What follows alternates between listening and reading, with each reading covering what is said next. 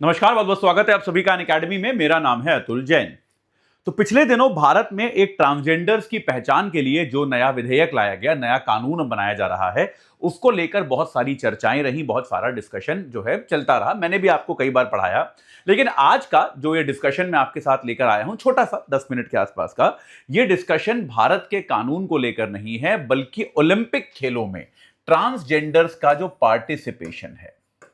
Olympics में आपके जो भाई ट्रांसजेंडर लोग जो होते हैं, या फिर जो हम कह सकते हैं आपका नॉर्मल लैंगिक पहचान के अंतर्गत नहीं आते, उनकी भागीदारी कैसे हो, उसको लेकर ये आज की खबर है। तो देखिए, स्पोर्ट्स जो होते हैं, खास तौर पे जो दुनिया में हाईएस्ट लेवल के स्पोर्ट्स होते हैं, जैसे कि ओलंपिक वगैरह, इनमें गलती का मार्जिन जो होता है वो बहुत थोड़ा सा होता है। मतलब बहुत ज्यादा सा। आप देखिएगा कि कोई दो प्लेयर्स हैं और उनके बीच में जो जीता और जो हारा, जिसको गोल्ड मिला और जिसे सिल्वर मिला, या जिसे गोल्ड मिला और जिसे कोई मेडल नहीं मिला, उनके बीच में कई बार आप देखेंगे अगर रेस है तो 0.01 सेकंड का, 0.1 सेकंड का फासला होता है। तो हर खेल में गलती का जो है एक स्कोप होता है, वो थोड़ा सा ही होता है, जरा सा अंतर होता है केवल। तो ऐसे में इमेजिन कीजिए कि अगर दो खिलाड़ी हैं, जिनमें से एक की शारीरिक संरचना इस तरीके की है कि वो शायद पूरी तरह से महिला नहीं है, कि वो जो व्यक्ति है उसका जो एक उसके अंदर किसी ना किसी तरह से जो वाई क्रोमोसोम है, जो वाई हॉर्मोन्स हैं, अगर वो पाए जाते हैं, वाई क्रोमोसोम जो है, अगर उसके आधार पर इसके अंतर्गत कोई चीज पाई जाती है, तो उसके अंदर कुछ पुरुषों वाले लक्षण मौजूद हैं। और चूंकि पुरुषों और महिलाओं की शारीरिक संरचना में बहुत ज्यादा अंतर होता है, उनकी शारीरिक क्षमता में भी बहुत ज्यादा अंतर होता है। इसको कृपया किसी नकारात्मक तरीके से ना लें। मैं बिल्कुल भी ये नहीं कहना चाहता कि महिलाओं की शारीरिक क्षमता या उनका कोई जो उनकी कैपेबिलिटी किसी तरह से कम होती है, मेरा ये मतलब बिल्कुल नहीं है। मैं ये कहना चाहता हूं कि दोनों का शरीर चूंकि अलग तरीके से बना है, तो दोनों के स्पोर्ट में जो कॉम्पिटिटिवनेस का स्तर है, जो प्रतिस्पर्धा का स्तर है, वो एकदम अलग है। आप अगर देखेंगे, पुरुषों की दौड़ में जो सबसे बेहतरीन टाइम है वो अलग होता है, महिलाओं की दौड़ में उससे अलग होता है। पुरुषों की स्विमिंग में सबसे बेहतरीन टाइम अलग होता है, महिलाओं की में अलग होता है। भारोत्तोलन में, वेट उठाने में पुरुषों की कैपेसिटी अलग होती है, महिलाओं की अलग होती है। इसको हम नकार नहीं सकते। तो ऐसे में क्या हुआ, अगर मान लीजिए कोई व्यक्ति जिसके पास वाई हॉर्मोन्स थे या वाई क्रोमोसोम थे, लेकिन अगर वो ट्रांसजेंडर है और उसने अपने आप को महिला घोषित कर रखा है, उसने ऐसा कह रखा है कि वो व्यक्ति एक महिला है और वो महिलाओं के इवेंट में भागीदारी करता है, तो ऐसे में क्या इसे महिलाओं के साथ ज्यादती नहीं माना जा सकता? पॉइंट ये है कि नहीं? बात समझ में आ रही है कि नहीं आ रही है? और इस तरह के कई सारे मामले जो हैं, वो ओलंपिक स्तर पे तो नहीं, ओलंपिक स्तर पे एक ही मामला पिछली बार बहुत चर्चित हुआ था, ईमान खलीफ वाला, लेकिन अदरवाइज जो है बाकी स्तरों पे, जैसे अमेरिका के जो स्कूल लेवल के स्पोर्ट्स है, वहां पर इस तरह के बहुत सारे मामले आए जहां पर ट्रांसजेंडर्ड लोग हैं। मतलब कुछ ऐसे भी खिलाड़ी थे जिनकी दाढ़ियां थी, लेकिन उन्होंने अपने आप को जो है महिला घोषित किया और वो महिलाओं की कैटेगरी में उन्होंने भागीदारी करी और काफी सारे मेडल्स जीत लिए, काफी सारे उन्होंने पदक वगैरह प्राप्त कर लिए। तो इसको लेकर अब इंटरनेशनल ओलंपिक कमेटी जो है, उसने एक निर्णय दिया है और आईओसी ने यह कहा है कि अब जो महिला कैटेगरी है, जो महिला वर्ग है, उसमें केवल बायोलॉजिकल तौर पर जो महिला है, केवल बायोलॉजिकल महिला जो है, सिर्फ वही भागीदारी कर पाएगी। तो कोई भी ऐसा व्यक्ति जो किसी अन्य प्रकार की सेक्सुअलिटी से बिलोंग करता है, कोई भी ऐसा व्यक्ति जो अपनी लैंगिक पहचान को एक पूर्ण महिला, बायोलॉजिकल महिला से किसी भी तरह से अलग मानता है, वो अब महिलाओं की कैटेगरी में भागीदारी नहीं कर पाएगा। तो यहां पे उन्होंने ये कहा है कि भाई हम क्या करेंगे, और ये टेस्ट आपका लाइफ में एक बार होगा। तो आईओसी ने क्या कहा है कि हम अब क्या करेंगे, खिलाड़ियों का once in a lifetime test करेंगे। क्योंकि आपका जो सेक्स है वो तो आपका वही है ना जो आपका जन्म के समय सेक्स था। तो एक बार once in a lifetime आपका टेस्ट किया जाएगा और उस टेस्ट में देखा जाएगा कि आप में वाई क्रोमोसोम है या नहीं है। अगर वाई क्रोमोसोम है तो भाई आप पुरुष की कैटेगरी में जा सकते हैं, या फिर कुछ खेल ऐसे हो सकते हैं जहां पर कोई कैटेगरी नहीं है, महिला पुरुष साथ में कॉम्पीट कर सकते हैं। भाई कुछ खेल ऐसे होते हैं, आप उसमें जा सकते हैं, उनमें आप भागीदारी कर सकते हैं। कोई मिक्स्ड जहां पे महिला पुरुष साथ में खेलते हैं, कोई मिक्स स्पोर्ट है, आप उसमें खेल सकते हैं। लेकिन जहां पर महिलाओं और पुरुषों की कैटेगरीज अलग अलग हैं, उसमें अब वाई क्रोमोसोम वाले किसी भी व्यक्ति को पार्टिसिपेट करने का मौका नहीं मिलेगा। यह बात जो है आईओसी ने कह दी है।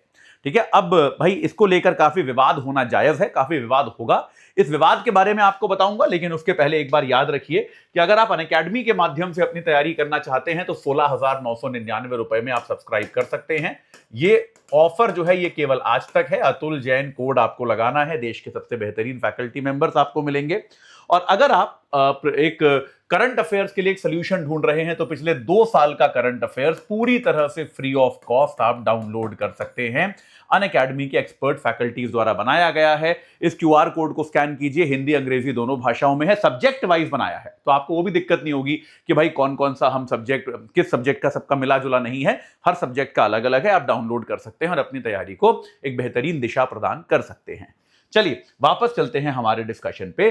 तो इन्होंने क्या कहा है कि भाई अब क्या होगा, महिलाओं वाली कैटेगरी में हम क्या करेंगे, once in a lifetime test करेंगे और इस टेस्ट में जो महिला सिद्ध हुआ केवल वही इस खेल में भागीदारी कर पाएगी। तो मैं आपको बताता हूं, देखिए एक 2020 में न्यूजीलैंड की लॉरेल हबर्ड थी। 2020 में एक न्यूजीलैंड की एथलीट थी जिनका नाम था लॉरेल हबर्ड। ये ओपनली ट्रांसजेंडर्ड थी, ये ओपनली ट्रांसजेंडर्ड थी। इन्होंने खुल के घोषित किया था कि ये ट्रांसजेंडर्ड हैं। लेकिन एक और खिलाड़ी जिनको लेकर बहुत ज्यादा विवाद मचा था वो था 2024 में ईमान खलीफ। तो 2024 में अल्जीरिया की बॉक्सर थी ईमान खलीफ, अल्जीरिया की बॉक्सर थी ईमान खलीफ। और ईमान खलीफ का हालांकि यह दावा था कि वो महिला हैं, ईमान खलीफ का यह दावा था कि उनका पासपोर्ट उन्हें महिला कहता है, बायोलॉजिकली भी वो महिला हैं। लेकिन उनके साथ लड़ने वाली जो बॉक्सर्स हैं, कई सारी बॉक्सर्स ने विड्रॉ कर लिया। उन्होंने कहा ये महिला नहीं है, ये पुरुष हैं और एक पुरुष के हाथों महिला के साथ बॉक्सिंग का मैच कराना उचित नहीं है, ये हिंसा के सदृश माना जा सकता है, हिंसा जैसा माना जा सकता है। इस बात को लेकर बहुत ज्यादा विवाद हुआ। दुनिया के कई बड़े बड़े, अच्छा ईमान खलीफ ने गोल्ड मेडल जीता, कई सारे लोग उनके आगे विड्रॉ कर गए कि भाई हमको नहीं खेलना। और इसके अलावा इसके बाद और इसके पहले भी कुछ कंपटीशन से ईमान खलीफ को यह बोलकर निकाल दिया गया था कि ये महिला की कैटेगरी में नहीं आते, ये महिला कैटेगरी में नहीं खेल सकते हैं।